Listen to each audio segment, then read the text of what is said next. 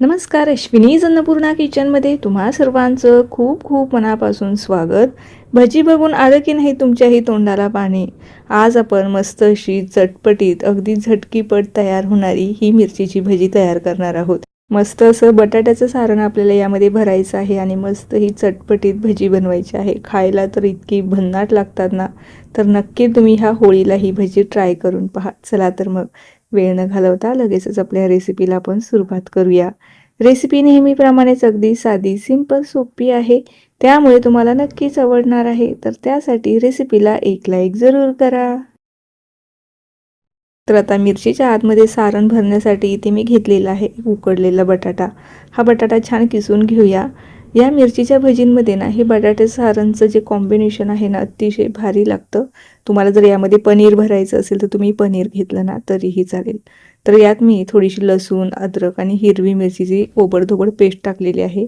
गरम मसाला टाकलेला आहे. त्यानंतर पाव चमचा इथे आपल्याला धना पावडर, भाजलेल्या जिऱ्याची पावडर घालायची आहे. त्यानंतर पाव चमचा आपल्याला आमचूर पावडर नसेल ना तर तुम्ही इथे अर्धा लिंबाचा रस घालू शकता. त्यामुळे छान असं चटपटीत फ्लेवर येणार आहे. चवीपुरतं मीठही टाकून घेतलेलं आहे. भरपूर सारी कोथिंबीर घालायची आहे.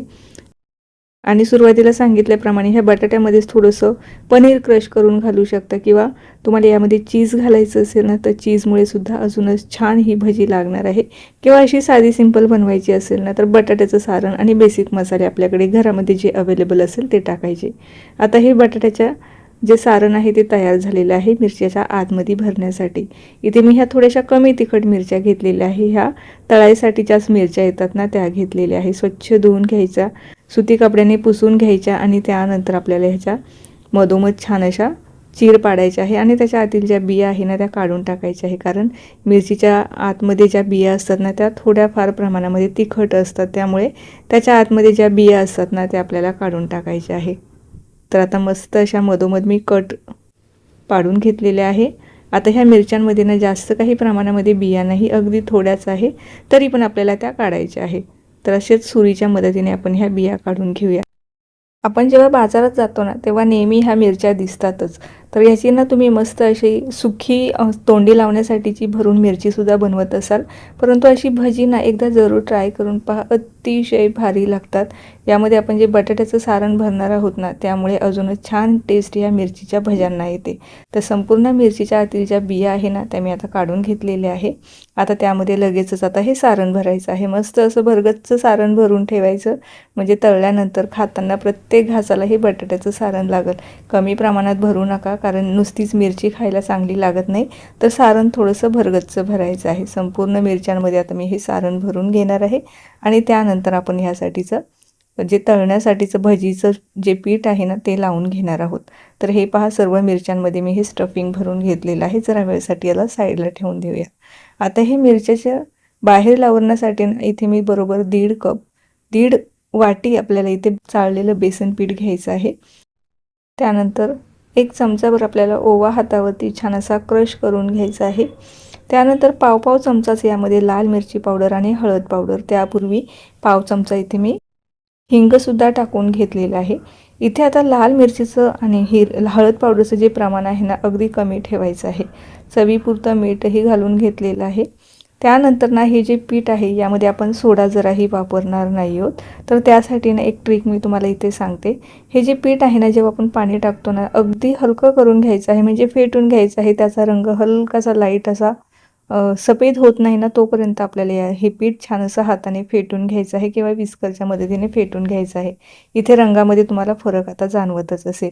जेवढं तुम्ही हलकं कराल ना हे पीठ तेवढे आपले भजे मस्त असे खुसखुशीत आणि जाळीदार होतात. ही ट्रिक वापरली ना आपल्याला सोडासुद्धा वापरायची गरज लागत नाही.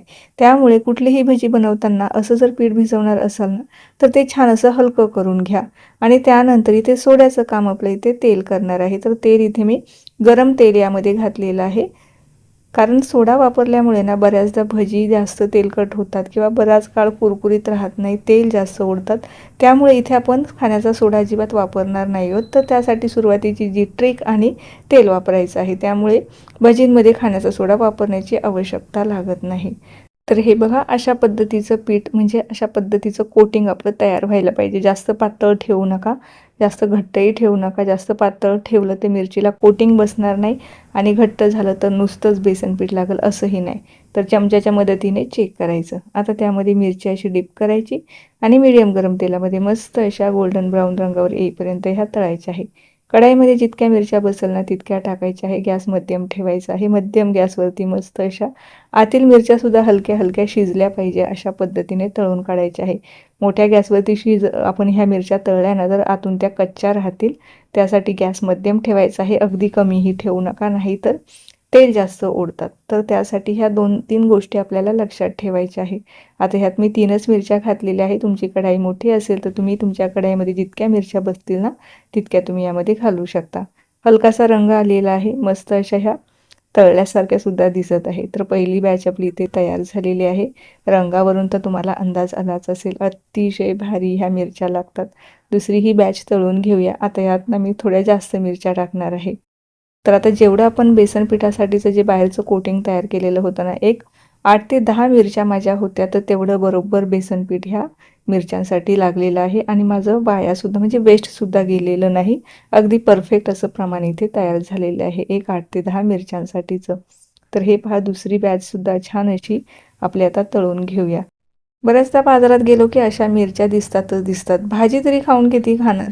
तर थोडंसं वेगळा म्हणून तुम्ही हा भज्यांचा प्रकार जरूर ट्राय करून पहा. अतिशय भारी लागतो आणि बनवायला सुद्धा जास्त काही वेळ लागत नाही. तर मस्त अशी आपली ही मिरचीची भजी या ठिकाणी तयार झालेली आहे.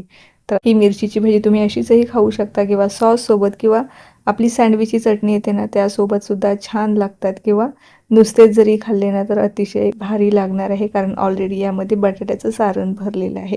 तर नक्की ट्राय करून पहा आणि कसे झाले ते कळवायला मला अजिबात विसरू नका. आता ही रेसिपी पाहत पाहत तुम्ही इथपर्यंत आलाच असाल, चॅनलवर जर नवीन असाल, चॅनल अजून सबस्क्राईब केले नसेल तर नक्की सबस्क्राईब करा. चला तर मग पुन्हा भेटूया अशाच काही नवीन आणि सोप्या रेसिपीसोबत. तोपर्यंत धन्यवाद.